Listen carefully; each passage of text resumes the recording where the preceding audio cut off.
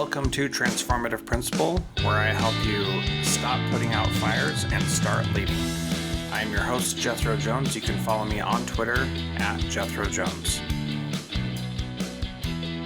Welcome to Transformative Principle. I am Jethro Jones, your host, and you can find me on all the socials at Jethro Jones. We are excited to continue our partnership this month with RIF, Reading is Fundamental. And today I have Jodi Rubin on the program. She is a marketing strategy and project management leader with more than 25 years of experience in the areas of strategic marketing, brand management, partnership marketing, communications, and strategy development. She's currently RIF's Senior Vice President of Marketing and Partnerships and is responsible for marketing strategy, communications, and partnership, and was a major player in getting this whole month of partnership to happen. And we are so excited to have her here with us today. We're going to talk about Rally to Read, which is her baby that she started at RIF 4 years ago. Jodi, welcome to Transformative Principle. Great to have you. Thank you, Jethro. It's really good to be here. Well, I'm so excited for our conversation. This whole month, we've been hearing tons of shows about RIF and about literacy. You can find all of those at literacy.bpodcast.network. And it's just been really fun to see so many different shows coming together talking about this important topic. What's your big takeaway from our conversation today, Jodi? I think the big takeaway is just how there's such a need, but also an actual honest desire for great ways to engage and excite children to read. And that whether it's a read aloud or a puzzle or a pledge, that all those things make a big difference one child at a time. Yeah. Absolutely. My takeaway is very selfish in that you helped me see something that you weren't intending to, but I realized that I might be sending the wrong message to my 13-year-old daughter. And so I'm going to make some changes on that today. So we're going to get to my interview here with Jodi on Transformative Principle in just a moment. Well, Jodi, start by telling me about what Rally to Read 100 is and what we should know about it. Sure. Thanks, Jethro. So, as you know, Reading is Fundamental is all about creating a joy in reading and ensuring that every child has the opportunity to read and have access to books and reading resources. And Rally to Read was a concept that started 4 years ago. We were in COVID and we were getting data from different research that we did and from others that the frequency and motivation for kids to reading was way down. And as you would expect it to be, right? COVID hit, families were trying to survive, they were doing homeschool, there was just a lot going on. At the same time, we were hitting a huge milestone for Reading is Fundamental, where we were going to be reaching and supporting our 100 millionth child. So we talked about what could we do that we could help motivate kids to read, that we could celebrate this big milestone. So the concept arose for Rally to Read 100. And in essence, it's a 6-month reading campaign to get kids excited to read, inspired to read, and it's all anchored on themes and monthly read alouds. Well, that sounds good. So what work in practice and what are you keeping track of and what are you paying attention to? Okay, so in terms of practice, it's basically a website, rallytoread.org. And every month, and this campaign will start off on October 1st of this year, and this will be the 4th year we're doing it. So every month we invite teachers and families and literacy advocates and volunteers and anyone who just loves books to go to rallytoread.org, and there's a theme for the month. So in October, that theme will be community. And on that theme, there'll be 2 read alouds. One, we are very fortunate to partner with Barnes & Noble. So every month there's a Barnes & Noble storytime pick, which will be a story related to the theme. And then we also partner with Penguin Random House, who also generously participate and provide read alouds. So there'll be a story read aloud by a Penguin Random House author. Mm-hmm. So we invite folks to come to the site, watch the read alouds. We ask folks to take a pledge to read 100 books by National Reading Month in March, which is when the initiative ends for the year. And I would say the pledge is very symbolic. As I mentioned when I started the conversation, one of the reasons we want Rally to Read out there is we just want to motivate kids to be excited to read. And often kids are self-motivated when it's like, wow, can I read 100 books? Can my classroom read 100 books? Can my siblings and I read 100 books? So it's very much just a very symbolic pledge. And then our goal is to help it easy, make it easy for kids to reach that pledge by giving them read alouds. And for that theme, there'll be themed activities you can do to create a little bit more engagement. There'll be book activities that a student can do. And then we also have a variety of general tools, an award if you reach your 100 books, a reading log for kids to be able to track their reading, some ideas like ways to celebrate the theme of 100 because it's not the rally to read 100. So the 100th day of school, what are some things that an educator or family can do to celebrate that milestone? And then little book reports. So that it's not just the read alouds because that is super critical, but it's also how do you get kids to take that read aloud and then talk about it, talk about the story, get more involved. And that's what kind of creates that joy and that frequency. And then hopefully they come back every month for 2 new read alouds, a new theme, and new activities. And so we just kind of package it on a fun website. It's free to everybody. Reading is fundamental. We often are only able to go into specific markets to give print books, which are obviously very important, and that's based on where our funding is coming from, where our partners want. Something like Rally to Read is so mission centric because it's for anyone. You just have to go to the site and there it is, all free access. So it's just a great opportunity for us to give back and meet our mission and not have to worry about whether there's funding or not. It's just here for everybody to enjoy. Yeah. And why are these kinds of pledges and doing things together with other people during a certain time frame, why are these so important, and why do they make a difference as opposed to just saying everybody should read 100 books in a year, for example? I think there's something just motivational about the concept of taking a pledge. We've talked about, honestly, Jeffrey, should we create competitions and do contests? And they're all wonderful ideas, but at the end of the day, we're a nonprofit and we want to put everything we can into the books and the resources we support our children with.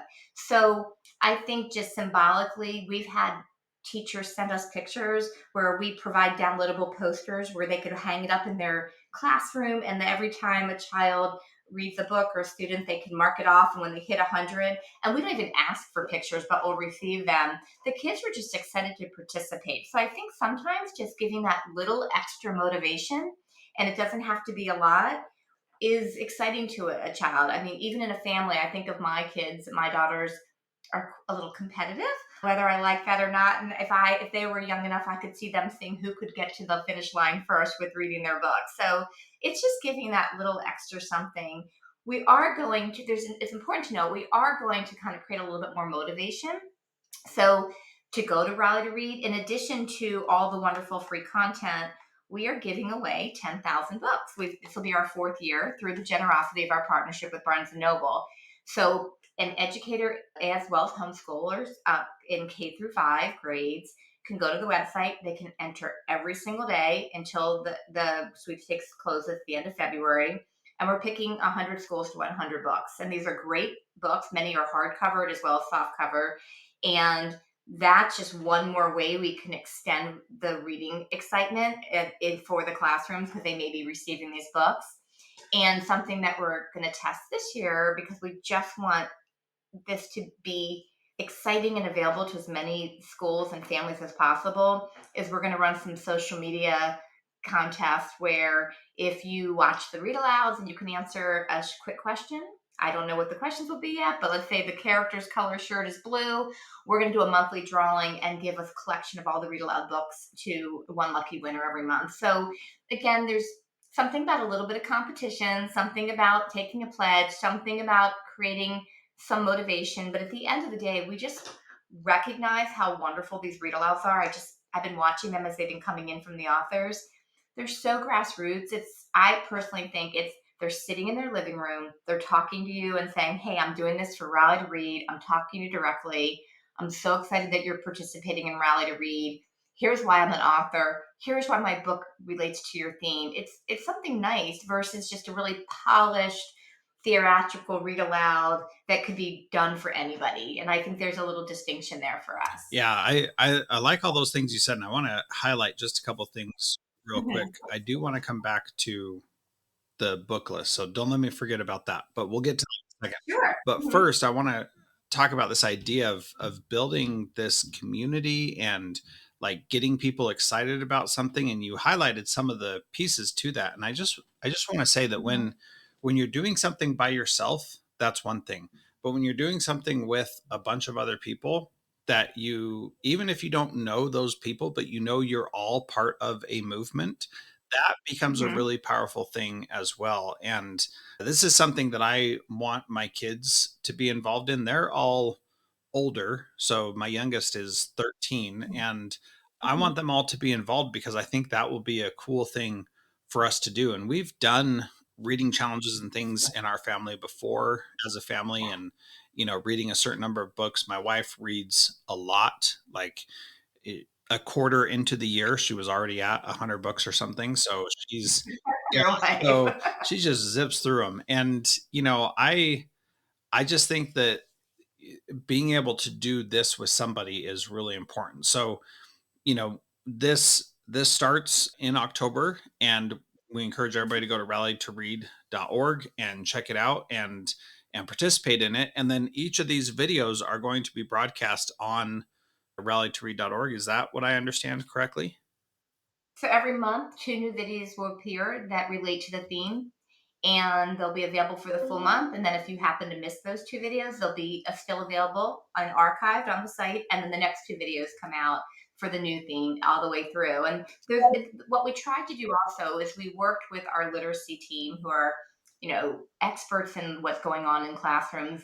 Our head of content has her PhD in literacy research and play-based learning, and so the themes were chosen very purposefully so that they could align with things that a teacher would want to talk about in the classroom. And we recognize at RIF that we are not instructional teachers. We're not part of core curriculum. We're supplemental, but we want to make sure that we're relevant and engaging and impactful supplemental, and that there's a real reason to want to partner with us. So the themes this year in October, I said it's community. It's a great way to launch. You just talked about the sense of community and participating. And then we go into nature, into celebration, to wellness, to change makers, and then imagination. And we change the themes sometimes every year. Sometimes there's a few themes that just seem to resonate and we don't want to change them too much. And I think it's worth noting, especially for the younger kids, in addition for the themes, we have these packets that you can download where coloring sheets, crisscross puzzles, word searches, again, little things that you can take after the book. So you have the other activities and actual things that a teacher might do in the classroom or recommended activities in the home. But then there's things that a child could just do very independently. You can just print these out, and they're a great way. We like to call it at RIF creating a culture of literacy. It's not just the book. And so we're always looking for ways to go beyond the book. The book is critical and the read aloud is critical, but there's so many other elements to reading and to supporting a child in their reading journey. And we are so excited to do this partnership with Riff and have all these podcasts about reading and about literacy. It's incredibly powerful, and it's been fun as we talked about that community to interview a bunch of people around a theme and to have a bunch of different shows focusing on this theme as well, different shows on the B Podcast Network. And that's been really cool also. So let's talk about the book lists. And one of the things I'll just say that I love about book lists is that you get somebody else's opinionated view about what they think you should read. And you don't have to agree with them or like the books that they suggest or anything like that. But what makes it so fun is that somebody went through some sort of process to say, this is a book that we should suggest that people read. And that's fun in and of itself, but it's also like, hmm, what what books would I put on this list? What books would I say Mhm. align to these different themes? So talk to us about the book lists and the process you went through and how you ended up with some of the books. You don't have to talk about all of them, obviously, but some of the books that Sure. you And I included. think there's two pieces to this. There's the books that we showcase for the read alouds, and those were 12 titles. So, for example, October, the theme is community, and we're focusing on jobs in the community. And so, one of our titles is Maxine Gets a Job, and one of the titles is called Built to Last. What we really did for our read alouds is rely on the expertise of our two big partners for this. Barnes& and Noble has access to some of the biggest names and authors. They know what books are coming out. We strive every year to have a majority of these books being newly released. So it's kind of exciting. So sometimes it may be the first time that a read aloud has existed for one of these books. A great example of that is last year, and I'll talk about this. We always have a culminating live event at the Barnes and Noble in New York. And last year, our guest author was Hoda Kotb of the Today Show, and she read for the first time her book that was released that week. And that was the first time that many kids got an opportunity to actually hear that book. So we try to bring new books out there. That's one part of it. Penguin Random House, obviously a huge publisher, access to so many different authors. We rely on them as well. We say to them, what are some of the titles that you think would be great to get out there for kids? This is their fourth year of participating and supporting the project. So what we do is our content team goes through and makes a big wish list, and then we go back to Barnes and Noble and Penguin Random House, and we go back and forth. And in all transparency, sometimes authors are not available. There's many reasons why they can participate or not participate. And I will say we so sincerely appreciate every single author who commits to supporting this and spends their time to create the read aloud and be a part of this. Just like we are so appreciative of the podcast supporting Riff and allowing us to be a part of your September theme and part of all of your podcasts. So it's a very collaborative process to get to the titles that we share. In addition, we work very hard with our content team. There's a recommended book list for every theme. So there's 10 books. We try to provide an array of books for the younger elementary as well as the older elementary. So there's some for pre-K, some for K through 3, some for more 4 and 5, that provides a good spectrum of diversity in titles and genre and authors and characters.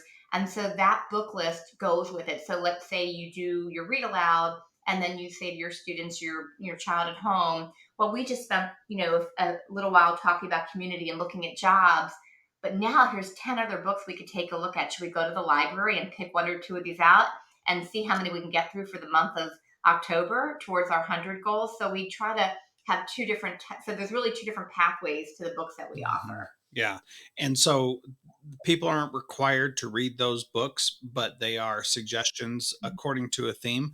And then the beautiful thing about books is that there are so many other books on those themes that you mentioned that people Yep. can go and find and even read books and ask how this relates to the theme. For example, how does this book about somebody who lives in a city relate to the theme of nature for 1 month when that's the theme, and what is missing from nature in their life, and are there any examples in the book of nature? And it just opens up so many great conversations, and that's the beauty of reading, is that it can mean so many different things to so many different people. And my Mhm. mind just gets going on this because it's so much fun. You remind me of something, and actually, maybe we should just hire you to do this for There us you go. next year. For every recommended book list, there are very purposeful questions. So I know when I was working with my kids when they were younger, sometimes I'd think, well, what should I be asking them as they read this book? What would be a good thought provoking question? I mean, teachers obviously have a knack at that and they do it every day, but sometimes they're super busy and wouldn't it be nice to take some of the burden off of them. So every recommended book list by theme has a suggested list of questions that could be relevant no matter which book you choose or books you choose to read. So we try to make it a little bit easier to have those conversations and have those thought starters as the kids read the books. Yeah, that's so important. And the beauty of that approach is that when you have good questions that relate to any book you read in that theme, then it shows the power of reading books as a way to learn deeper things. And I love Mhm. that approach because one of my core beliefs is that all learning is personal, and it's even deeper Mhm. that all learning is spiritual, and that when you connect with something spiritually, and I'm not talking like whatever religion you belong to, I'm talking like Right. when you Mhm. connect to it at a level that you can't describe, that is where the real power is. You never forget that. You never Mhm. forget that learning or that lesson, and you can go back Mhm. years later and reread that same book and remember that lesson that you got from that book. So my favorite kids book is Are You My Mother by PD Eastman. Mhm. And and Yep. i Mhm. just i just love that book for many reasons. And I don't remember exactly where this came in, but there's a part where it says where it's talking to the bird's talking to a bulldozer, and the bulldozer responds with snore, and I don't remember I know. where that sound came into my mind, but every time I read that book, I hear the same thing, and that is just this core memory that I have of a powerful reading interaction. I don't remember where it came from, but I remember the sound, and I remember the feeling that I have when I have it, and I think that that's really cool. So, That's interesting. I remember some of the favorite books that I read when my daughters were young were the Sandra Boynton books, and they're a lot based on sound. Moo, I don't know if you're familiar. Moo, ba, la, la, uh, la. And and interestingly, she actually participated in Rally to Read in our first year, so it was such an honor for me to get to meet her. And I mean, we read every one of her board books when my kids were little, but they were very anchored on sounds. And sometimes, and many years later, I'll still be triggered, be like, oh, moo ba la la la, because it's just kind of always been part of my heart that reminds me of being a first time mom and all that reading. I mean, to me, reading was such a big part of my, as an experience as a mom, as a family unit. It's all reading is kind of anchor for yeah, us. yeah, for sure. Same in my family, and it's something that I remember when I first read The Hobbit to my kids, and they were way too young Mhm. to understand it, but they sure loved the times when I would lie in bed with them and read that story to them. And it took a long time to get through, but it was totally worth it. And something that I miss about having little kids is that time of reading books to them. You know, they can read on their own. They want to read their own stories. There's not a lot of opportunity for that to happen anymore, but it sure is Mhm. a fun thing to do. It's not only fun, it's also partly behind Rally Read is there's research that validates the importance of being read aloud too. It's just as important as reading on your own. I mean, vocabulary development, language comprehension, word recognition. There's so many benefits to the hearing the story, not just reading it yourself. And I mean, Riff offers all kinds of tools and tips on reading aloud to your child, whether they're infants, because there's a benefit to reading to a baby, all the way to reading through middle and high school students. So I know it's a lot harder to get your middle school student to sit down and let you read aloud, but one can wish and one can hope. Yeah. So. Well, something funny that's happened in our family recently is that my youngest daughter still likes to snuggle before bed. And so Mhm. Ooh, yeah, lucky. so we're grateful for that, but likes to my wife likes to be read out loud to, and she reads out loud Oh. to my wife as my wife is falling asleep, and it's such a cute thing. And when I come to bed, then it's time for her to go to bed herself, to stay up a little bit later. But the thing that I'm afraid of is that I'm sending the message that I don't want to hear you read because I'm telling you to go to bed, and that's not the case, but it may appear that way. So now I'm like thinking about maybe I should just let her stay in there a little bit longer, and yeah, Yeah. I'm gonna repent of that, and we're gonna There you go. So yeah. easy. So as we close here, what rallytoread.org is where people should go. What other resources beyond that would you say people should look into and check out from Riff? Yeah, well, I'd just say a couple things on Rally to Read before we close, and then I'd love to share a little bit more about Riff. As I just want to reinforce, because I think if educators are listening, this is a wonderful opportunity for a chance to get new books for your classroom or your school library. So when you go to rallytoread.org, you can enter every single day through the end of February. And like I said, we will be picking 100 winners. So that's 10 will go out in the spring. So I just want to reinforce that because we get so much interest because it's budgets are tight. Classroom teachers often purchase their own books. Unfortunately or fortunately, I know I have actually a daughter who's a fourth grade teacher, so I think I'm the class purchaser of her all of her books. But I'm happy to do that. That's my contribution because I recognize how important they are. So I didn't want to minimize that part of this program because I think it's a big part of it. And then I know it's very hard to plan ahead, but I also mentioned that at the end, we always like to have a big kind of celebratory event. We've been hosting it live at the Barnes and Noble in Union Square in New York. We've gotten tremendous authors who come. Like I said, last year we had Hoda Copy of the Today Show, and we had Chris Gravenstein, who is the funniest author I think I've ever seen in person. And it's so much fun to be a part of that. We will announce that in January, usually who's going to participate. So just in the back of your mind, we hope you follow rallytoread.org. Know that there's a great way to end as well at the end. And then we always are looking for feedback. So when we hear a teacher say, well, this would be a good resource, or I really like this theme, know that we're listening and we try to adjust and improve every year and ensure that we're delivering an initiative and a program. We call it a reading engagement program for a reason. We want it to get kids reading and listening and excited. So we're always open to hearing what's going to do that and what's going to move the needle. So I just wanted to share those few things about Rally to Yeah. Read, because I think I said to you when we started this conversation, for me, this is my Mm-hmm. baby. I started this project and watched it come from an idea to fruition. And we've had so many tremendous authors: Peter Reynolds, Jason Reynolds, Philippe Cousteau, Misty Copeland over the years. It's just been a great honor for RIF to be able to showcase these authors and the books that they care so much Yeah. about. Thank you. I appreciate that. I'm glad you brought those things up again. Thank you. All right. And then, and for all teachers, we have a platform called Literacy Central. It's riff.org/literacy-central.